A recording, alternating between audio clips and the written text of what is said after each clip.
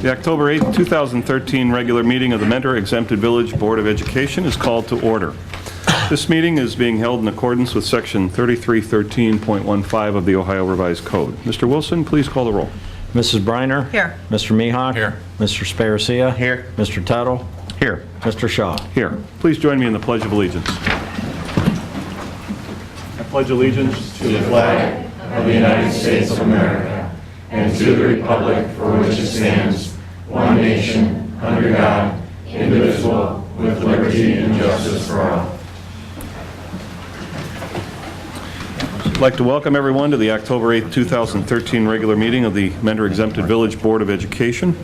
Prior to this evening, each board member has received for their review and consideration the agenda and materials associated with each agenda item for the board's approval via the district's paperless Board of Education agenda system known as Board Docs. The public can access the agenda through the school district's website. The agenda is available through the district's website for public viewing the Sunday prior to the board meeting. Board members have the opportunity to call the superintendent and the chief financial officer for information concerning agenda items and to request, if needed, additional information. There are two places on the agenda when the board entertains comments from the community. The first hearing of the public is dedicated to those who wish to address the board on agenda items only. The second hearing of the public is dedicated to those who wish to address the board on any subject, whether it is an item on the agenda or another issue. When addressing the board, please state your name. Comments are limited to 3 minutes. Please address questions to the president. This meeting is being televised on a delayed basis and will be shown on Channel 96 in Mentor and Channel 22 in Mentor on the Lake. If you would please place your mobile telephones on silent mode during the meeting. Thank you. First order of business, approval of the minutes. Mr. Wilson? Yes, if we may have two separate motions tonight. Unfortunately, it wasn't until after the August 20 minutes were presented and approved by the board that we discovered a formatting error on Resolution 2013-9-159. We're requesting the board take separate action to amend the minutes on page 20 and 21. We've indicated the before and after correcting the formatting error. Thank you. Motion? So moved. Second. Thank you. Any comments, questions? Call the roll, please. Mr. Tuttle? Yes. Mr. Mihawk? Yes. Mrs. Briner? Yes. Mr. Sparacia? Yes. Mr. Shaw? Yes. And then we have the regular minutes of the September 10th meeting. Okay. Motion for the regular minutes from the September 10th, 2013 meeting. So moved. Second. Thank you. Call the roll, please. Mrs. Briner? Yes. Mr. Mihawk? Yes. Mr. Sparacia? Yes. Mr. Tuttle? Yes. Mr. Shaw? Yes. Thank you. That brings us to our first hearing of the public. Any comments from the public on any item that is on the agenda for this evening's meeting? Seeing none, we'll move to the superintendent's report and recommendations. Mr. Miller. Thank you. Good evening, Mr. President and members of the board. I have the following recommendations listed under the consent agenda, and I recommend approval of consent agenda items 5A1 through 5A3. So moved. Second. Thank you. Is there any questions or comments? Call the roll, please. Mrs. Briner? Yes. Mr. Mihawk? Yes. Mr. Sparacia? Yes. Mr. Tuttle? Yes. Mr. Shaw? Yes. Thank you. Mr. President and members of the board, tonight we are extremely proud to recognize our National Merit Semifinalist Dylan Linville and Hannah Taub. This is an outstanding accomplishment for both of them, and we offer our congratulations. Mr. Wade, joined by Mr. Sparacia, will make the presentations.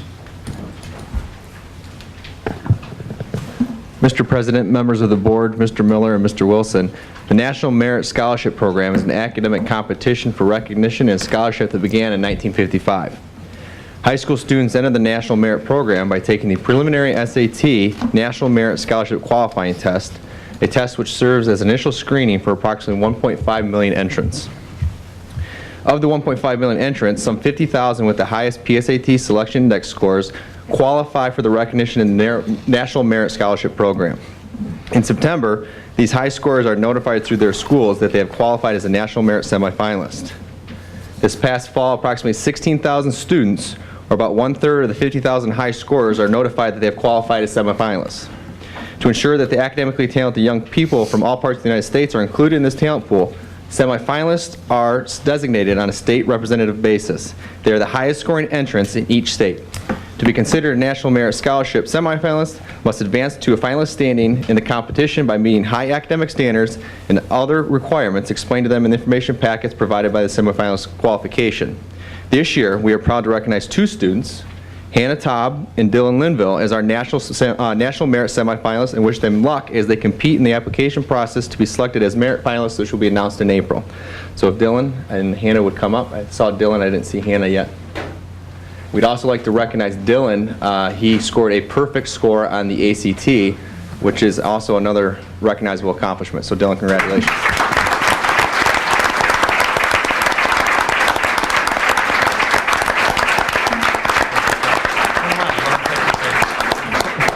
Oh, you gotta stop for a picture.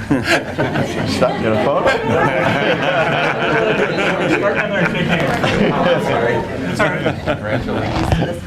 Good for you. Congratulations. Congratulations. Well, congratulations, Dylan.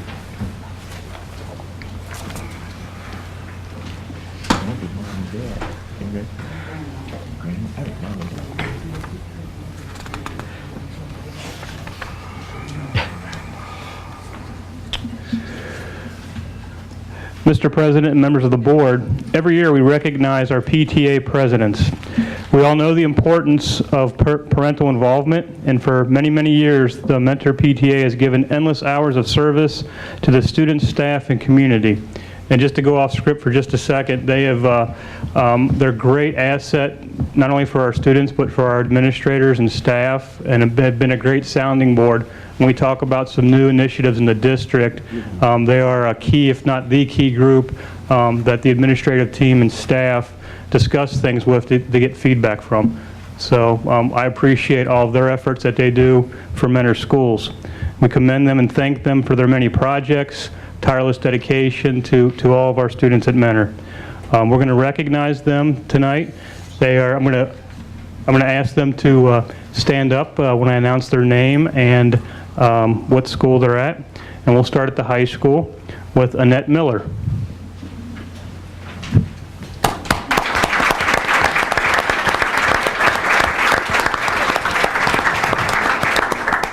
And from Shore Middle School, we have 2 co-presidents. One is here and one could not be here tonight. Melanie Majakis could not attend this evening, but Betsy Odo is here.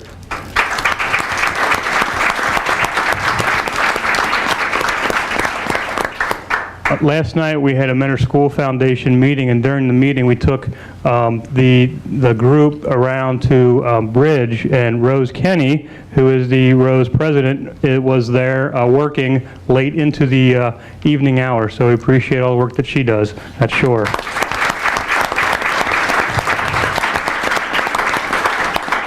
Going down to the elementary, Sterling Morton, Justine Gumbelson.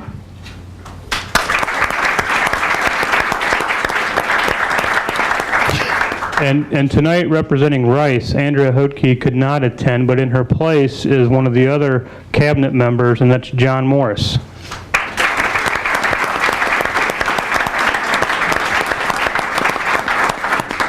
Orchard Hollow PTA President Pam Friedrich.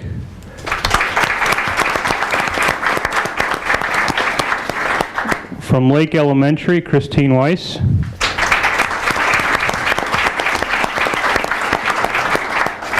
Hopkins PTA President Amy Beskid could not be with us this evening. From Garfield Elementary, Lori Reed.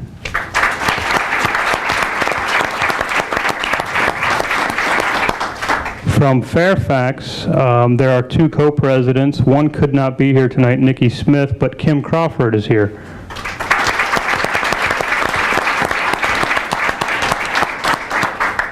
From Brentmore, Jill Wasco could not attend tonight, and our last PTA president to be recognized from Bellflower Elementary is Betsy Fuller.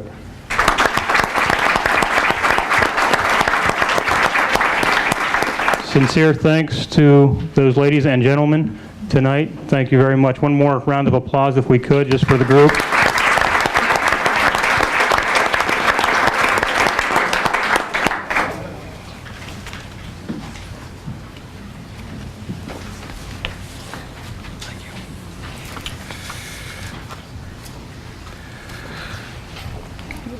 Okay, back on the agenda, Mr. President, members of the board, I am recommending approval of agenda item C1 related to certified personnel and C2 through C4, all related to human resource matters.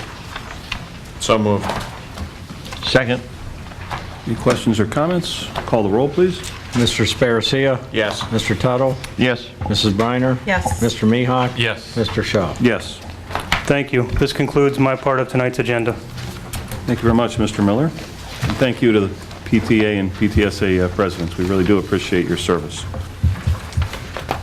Moving on to the Board of Education report and recommendations under item A, business. Mr. Wilson. Yes, thank you. We're pleased tonight to present to the board members of the Citizens Financial Advisory Committee and members, hopefully after your vote tonight, that will be joining the committee. Just for a very quick overview, the committee was formed in 2004 to be a resource to the Board of Education and to the superintendent myself as we manage through our fiscal crisis. And the committee charge was to annually review forecasting assumptions in the budget to test for reasonableness of assumptions and mathematical accuracy, to share best practices and business practices from both the private sector and the public sector, to serve as the audit committee for the Auditor of State's office, and to periodically report to the board on current fiscal management matters at the moment. We are very pleased that there has been strong citizens' interest. The criteria for serving on the committee is obviously a member of the school district and resides in the school district, and that the individual have a business background and is able to bring the skill sets and experiences needed for fulfilling the committee charge. Due to some term expirations and a resignation because of a professional conflict, we had 3 openings on the committee of the 6 citizen members, and the 3 existing members have terms expiring and all agreed to request to continue to serve on the committee. We have 5 of our 6 members here tonight, and I would like to introduce them.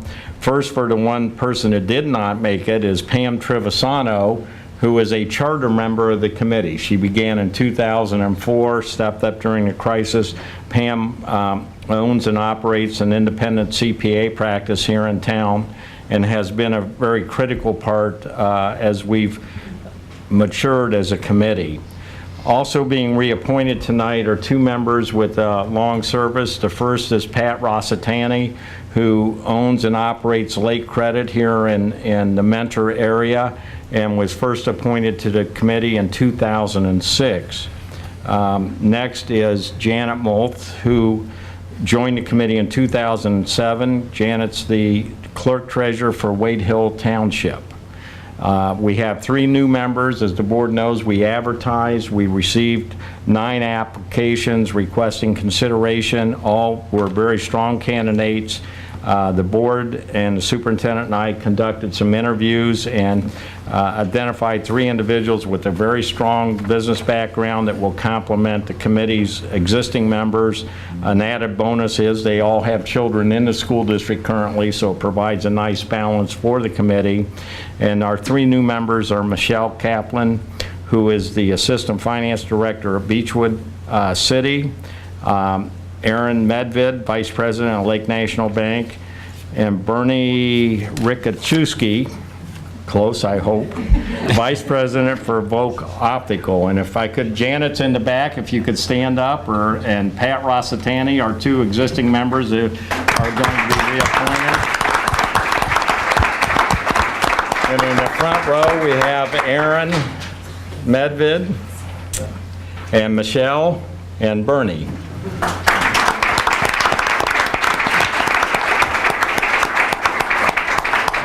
Are you done with them? Pardon? Are you done with them? Yes. I'm going to cut in if I can, but just a quick second. Sure. I apologize. Really quick, I just want to, there was an oversight on my part. I missed one of our PTA mothers and presidents, so one of my team members reminded me, so I apologize.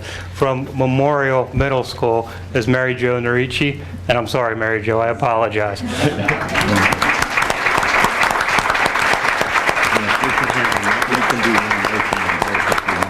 Separate motions. Okay, thank you. We'll entertain a motion for the appointments for the Citizens Financial Advisory Committee. So moved. Second. Thank you. Any questions or comments? Call the roll, please. Mrs. Briner? Yes. Mr. Sparacia? Yes. Mr. Mihawk? Yes. Mr. Tuttle? Yes. Mr. Shaw? Yes. Very good. Thank you. Mr. Shaw, I just want to thank you volunteers that are on that committee. Like Dan said, that the committee was formed back in 2004 when we were going through the fiscal emergency, and we realized there was no oversight of any kind by the committee on any of the financial records. So anyone who has served on that committee does it as a volunteer. They don't get paid. They just care about the district. And, you know, as a board, we look at that committee as a very important aspect, that they're critical of the work that Dan does, the assumptions that he makes, because it's always good to have many sets of eyes look at financial forecasts. So they're an important part of the district, and they represent really everyone in the district as their committee to review, to make sure that what happened 9 years ago never happens again. Thank you. Thank you, Mr. Mihawk. Moving on, legislative report. Mr. Tuttle. Having none the last 2 months, the legislature is back. I wanted to just go to the supplement, skip that first introductory report that I issued last week. I got an update after the week was over with. I'd like to add that Andy Thompson of Marietta has introduced a bill that would essentially prohibit the Ohio Department of Education from implementing the Common Core standards and prohibit the use of PARCC, P-A-R-C-C, assessments. In addition, the bill would require the State Board of Education to conduct hearings on the Common Core in every Ohio congressional district before going forward. So I'm sure some of you have already heard that there's a big push against the core, Common Core. So I just want to report on that as well here. Another bill introduced, and this has come up before, and that's House Bill 240, which has 26 co-sponsors, which would eliminate the special election in February and August. While similar efforts in the past have failed, as we all know, the sheer number of sponsors is not a good sign. There is a similar bill in the Senate, SB 35. So by eliminating those 2 election dates available, I think that's driven towards eliminating the opportunity for school boards across the state to go back to the electorate more than twice in 1 year. Yeah, that's the direction there. The following are some education-related headlights. Senate Bill 126 would appropriate $35 million to be used for school safety projects. The bill would require the State Board of Education to establish criteria and procedures for the awarding of school safety funds to school districts. I've reported on this before, but now it looks like it's going to advance. Hopefully this will go through. I feel it should. I hope everybody else agrees with that. School safety is paramount, and the funding is important because unfunded mandates are very expensive. If they fund this, that's a positive. Senate Bill 123 would require the General Assembly to act on the findings of an open enrollment task force to either retain the current open enrollment policy, modify it, or repeal it by July 1st, 2015. House Bill 215 would authorize the Board of Education or governing authority of a school to enter an agreement with a volunteer who is current or retired law enforcement officer to patrol school premises in order to prevent or respond to a mass casualty event. This is very interesting. Volunteers would need to sign up with the county sheriff, and once approved, they would be able to patrol for up to 9 hours a week and thus be eligible for a $500 tax credit. This is questionable. House Bill 113 seeks to exempt students who participate in school-sponsored athletic clubs from physical education requirements. This is all moving forward in the last week. They must have been sitting on their hands all summer and decided to bring these forward real quick. House Bill 216 seeks to forgive a school district's indebtedness to the Solvency Assistance Fund upon its voluntary consolidation within another district if certain conditions are satisfied. I don't need to speak to that issue, but That's it. Thank you very much, Thank you very much. Mr. Shaw. Moving on, Chief Financial Officer's report and recommendations. Mr. Wilson. Thank you. It's recommended the financial statements for the month of September 2013 be accepted and placed on file for audit. So moved. Second? Comments? Call the roll, please. Mr. Mihawk? Yes. Mr. Tuttle? Yes. Mrs. Briner? Yes. Mr. Sparacia? Yes. Mr. Shaw? Yes. It's recommended the Board of Education ratify the investment transactions for the month of September 2013 as presented in Exhibit 7-B. So moved. Second. Comments? Call the roll, please. Mrs. Briner? Yes. Mr. Sparacia? Yes. Mr. Mihawk? Yes. Mr. Tuttle? Yes. Mr. Shaw? Yes. It's recommended the Board of Education approve the interfund transfers listed in Exhibit 7-C. So moved. Second? Any comments? Call the roll, please. Mr. Sparacia? Yes. Mr. Tuttle? Yes. Mrs. Briner? Yes. Mr. Mihawk? Yes. Mr. Shaw? Yes. It's recommended the Board of Education approve the appropriation modifications listed in Exhibit 7-D. So moved. Second. Comments? Call the roll, please. Mr. Mihawk? Yes. Mrs. Briner? Yes. Mr. Sparacia? Yes. Mr. Tuttle? Yes. Mr. Shaw? Yes. It's recommended the Board of Education approve the supplemental appropriations listed in Exhibit 7-E. So moved. Second. Comments? Call the roll, please. Mrs. Briner? Yes. Mr. Sparacia? Yes. Mr. Mihawk? Yes. Mr. Tuttle? Yes. Mr. Shaw? Yes. It's recommended the Board of Education approve the student activity purpose goals and budgets listed in Exhibit 7-F. So moved. Second. Comments? Call the roll, please. Mr. Sparacia? Yes. Mrs. Briner? Yes. Mr. Mihawk? Yes. Mr. Tuttle? Yes. Mr. Shaw? Yes. It's recommended the Board of Education approve the invoice presented in Exhibit 7-G. So moved. Second? Comments? Call the roll, please. Mrs. Briner? Yes. Mr. Tuttle? Yes. Mr. Mihawk? Yes. Mr. Sparacia? Yes. Mr. Shaw? Yes. Next, I'd like to take a moment and go through some PowerPoint slides in advance of asking for approval of the new fiscal projections. As we've done in the past, we follow the theme set in the budget, and you'll see this year we've now declared this is the new normal for several reasons. The economy we kept thinking was going to change, and we've now assuming that this is it. And we've adjusted some of our assumptions accordingly. This is the second year that we will have annual expenses exceeding annual income, which means we're spending down our accumulated reserves, and that's kind of a key financial indicator to us that we need to start planning for the future. We refined our budget model and extended those refinements into the projection model. We are increasing our budget priority to fund instructional technology, and state educational policy continues to be a challenge for us. The projection model refinements included accepting that the economy will not be a barrier to people paying their property taxes as certified by the Lake County Budget Commission, the same with business taxes. We've also refined some of our salary calculations and benefit calculations in an effort to be a little more precise. The two income assumption changes represent about a $6 million positive variance over the life of the fiscal projections. The refinements on the expense side is about $3.2 million over the life of projections. And the impact of the changes as a result of the current state budget was a positive variance of about $24 million.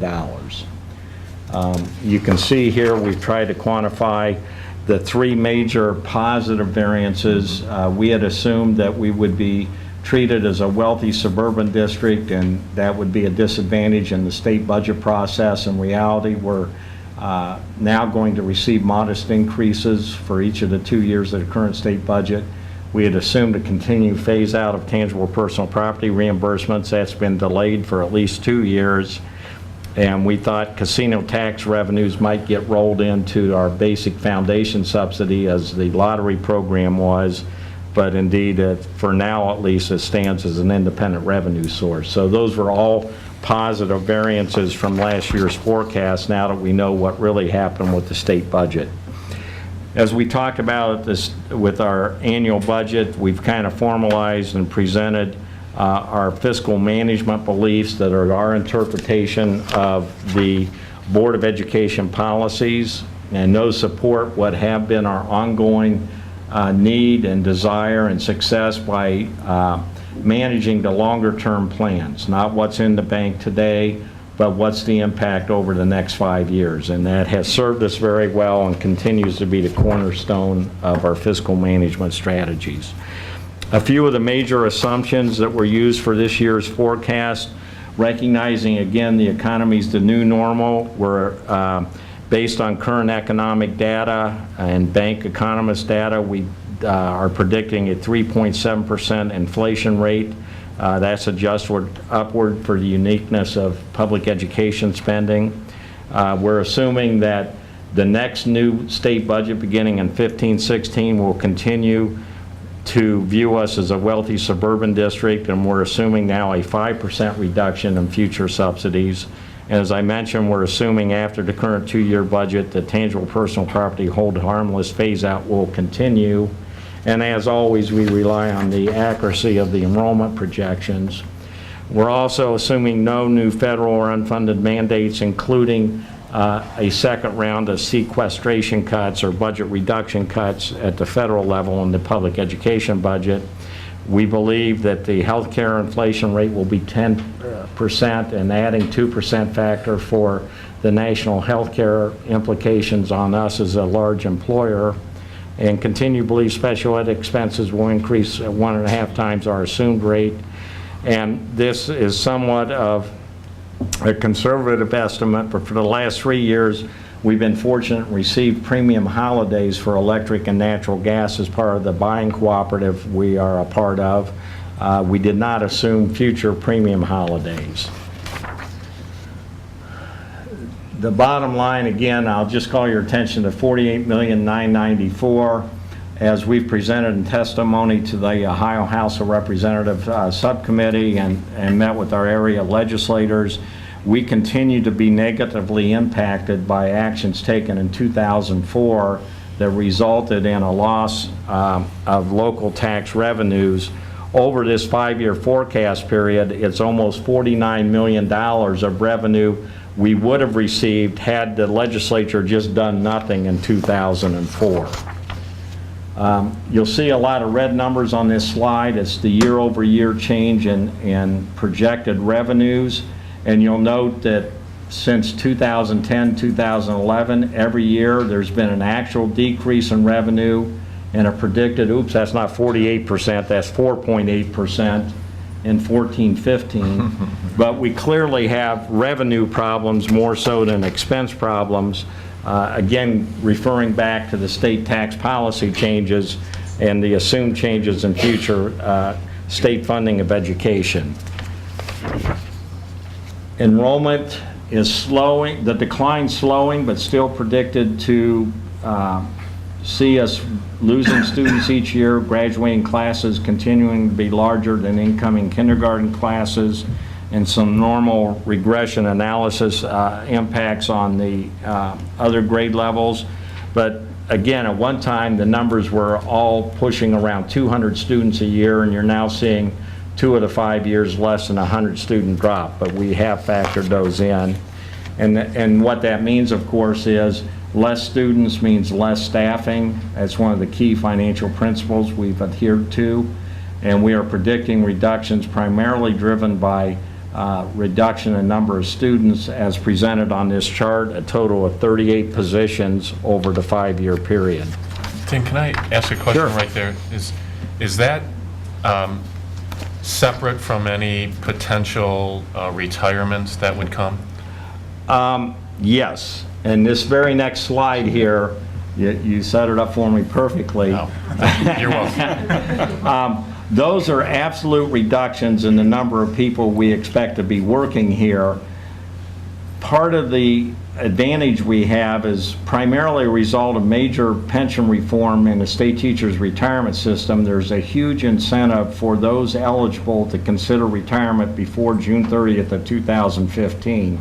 Based on our internal records, we believe 20 people could retire this year, 45 people next year to get in before these major changes, and then we'll return to a more normal distribution of almost 1,000 employees, the amount of turnover we would expect. The advantage in this is that will hopefully prevent the need for any layoffs or reduction in force. So the previous slide, our numbers we took out, salaries and benefits we subtracted from our fiscal projections. This slide also represents that we don't believe that there'll be unemployment costs associated with reductions in force or the major trauma of having to reduce staff rather than covering it through attrition. This slide also indicates that both state law and our collective bargaining agreements require a partial redemption of accumulated and unused sick leave as a one-time expense, and we've rolled that in to correspond with this chart. On the expense side, instead of seeing red numbers, we see black numbers, but I'd call your attention, as we did in the budget presentation, the first four numbers, the 3 years of history, or for the last 4 years of history, year-over-year spending increases average less than 1%. The 1.1 is a gross number. When we net out the CARES temporary subsidies, that falls to 0.9%. As we have in most years, the current year is predicted to be higher compared to that flat line. This year even more so because of the backup in spending on instructional materials and some capital expenses that were deferred from 2 previous years into this year. But then you'll see a 2.3, 3.1, 4%, 3.6% year-over-year predicted growth in our expenses. Again, only looking at expenses compared to a national average of 5% a year for K-12 education spending, that's reasonably good. But when compared to our revenue chart showing we get less money every year, it's a structural defect, less money every year, more spending every year. Having whined about that, the great news of this is that we're predicting a balanced budget for the first time for 2015-16, and that now means the emergency levy passed in 2004, which was intended to fund 3 to 4 years worth of budgets, will now fund 12 years of budgets with no additional tax requests from the community, and we're very pleased about that. The bottom line, as you've always seen, is we're now predicting $7.8 million balance in 15-16 and a first deficit in 16-17 of $16.9 million. Again, that's a swing of $38 million from what you saw last October. $30 million of that comes from the positive variances from the actual state budget and our budget model refinements. The balance comes from underspending last year and a lower base that we projected into the future. As I indicated, these budget refinements are a attempt at being a little more precise in budgeting and forecasting models.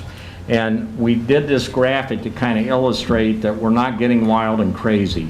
In my view of the world, there are kind of 3 classifications for assumptions and projections. You're either conservative, moderate, or aggressive. And I would suggest that on this continuum presented in this chart, we have been conservative to kind of very conservative. And with some of these refinements, we believe we're trying to move the needle a little bit to the right to moderately conservative. I would not characterize the assumptions in these projections as being moderate or aggressive in any individual area or category. But hopefully, by moving a little bit further to the right on the continuum, we'll see where the historical average since I joined the district is we're 96.4% accurate on revenue and 96.1% accurate on the expenditure side. I'm hoping those numbers are going to move up into the 97.5% range of accuracy, still allowing some margin for unexpected negative occurrences, but trying to move us to adjust through these refinements just a little bit. We always have a couple key financial indicators we look at. The first I already mentioned, when current expenses exceed current revenue. We are a people business. Over 80% of our budget, salaries and benefits, and it's important for us to manage our biggest single expense. And the biggest variable in doing that are how many students do we have. And you'll see since 03-04, we've had a reduction of 24.9% number of students and a reduction in staffing through the projected years of 29.8%. So again, the lines are going in the same way. And just as a footnote, if we had gone 10 years prior to 2003, 2004, the lines would have been going in opposite directions. We were reducing students and increasing staffing. So we've kind of reset the table in 04, and we've maintained that discipline. The other key indicator that you've heard us talk about every year is we believe there's a structural imbalance if more than 85% of the budget is committed to salaries and benefits. We've aggressively and continuously moved that percentage number down, and we're now just hovering slightly above 80%, which is a very desirable place, both from a structural balance and from the giving us the opportunity to reallocate some of our resources to support the blended learning initiative.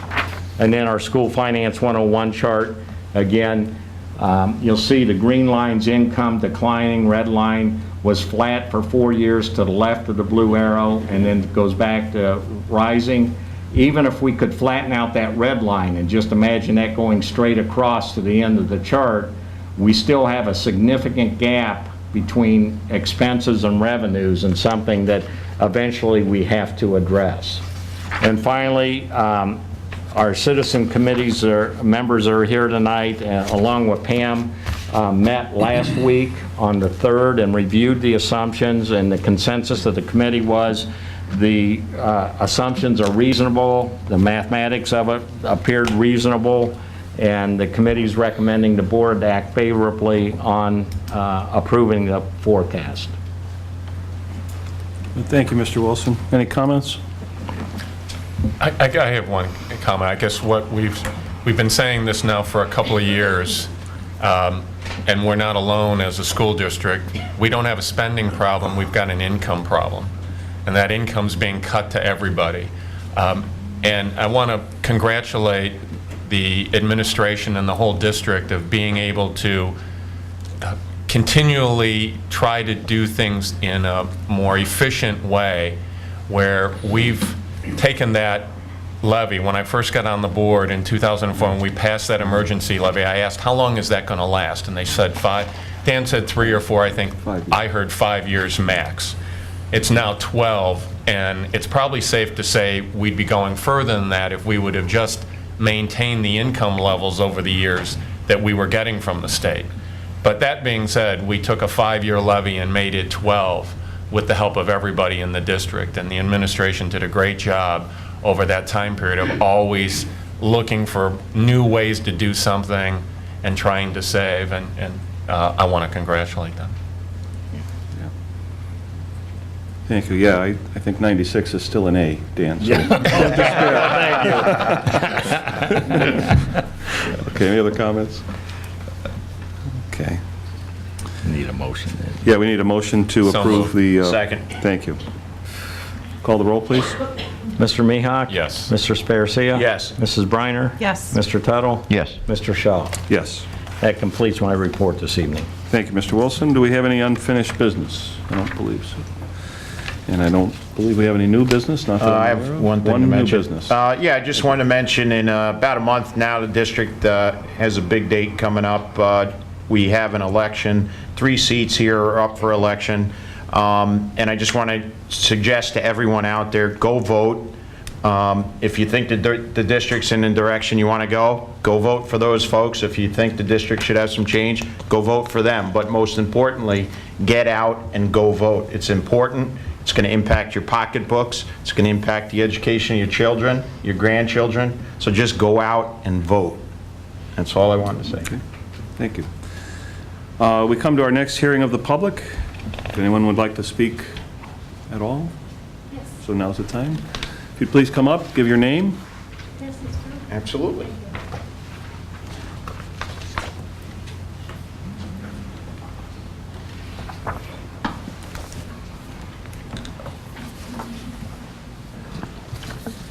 My name is Linda Barron. I reside at 6131 Center in Mentor, and you have before you a copy of the Common Core Standards Initiative homepage, and I will read each sentence on that and respond to it. The Common Core state standards provide a consistent, clear understanding of what students are expected to learn, so teachers and parents know what they need to do to help them. Question, have we not been providing a consistent and clear understanding of what our students are expected to learn? And if not, why not? Have teachers and parents and Mentor not been told how to help students? The people who've been responsible for education and Mentor should be proud to stand up and rebut this assertion by Common Core. The standards are designed to be robust and relevant to the real world, reflecting the knowledge and the skills that our young people need for success in college and careers. Sounds good, but the Common Core standards are actually lower than that of 6 states and currently, and at the same approximate level of another 12 states. According to the Fordham Foundation, which is a pro-Common Core organization, should not Mentor schools provide the best educational standards for students and taxpayers? Education experts contend the Common Core standards will not prepare students for a 4-year college, and the reading readiness at that time may be at only a 7th grade level.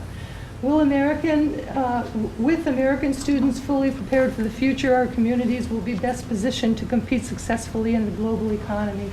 There has been no comparison with international standards shown, despite the claim. Thus, there is no way to measure whether or not these standards would make us globally competitive. Building on the excellent foundation of standards laid, the Common Core state standards are the first step in providing our young people with a high-quality education. As stated before, the Fordham Foundation has let us know that the standards have been built on, at best, a mediocre foundation. I have been paying taxes for the schools in Mentor for many years, and I would like my money back if the Mentor schools have not been providing students with a high-quality education and need Common Core to give them the first step to be able to do that. It should be clear to every student, parent, and teacher what the standards of success are in every school. Have the standards of success in Mentor not been clear? And do you really want to admit that? And how would it look on a mailer for a levy? The Mentor School District should be refusing to accept Common Core substandards because you are not deficient and you are not helpless and you are not in need of Common Core. You've been doing a good job, and you should be loudly telling our state legislators to pass House Bill 237 and save Mentor students from a Common Core substandard education. Thank you. Thank you very much for your comments. Any other comments from the public this evening on any topic whatsoever? Okay, I'll accept a motion for executive session to discuss negotiations. May we add a second purpose, sale of real estate? Yes. To the So moved. Potential sale. potentials, thank you. Second. Thank you. Call the roll, please. Mrs. Briner? Yes. Mr. Mihawk? Yes. Mr. Sparacia? Yes. Mr. Tuttle? Yes. Mr. Shaw? Yes. I'm not sure if we'll have any action when we return. I don't believe so. So the meeting will be adjourned while we go to executive session, and so you're all free to go. You can wait if you'd like, but it's pretty slow from here on out. Thank you for coming, everyone.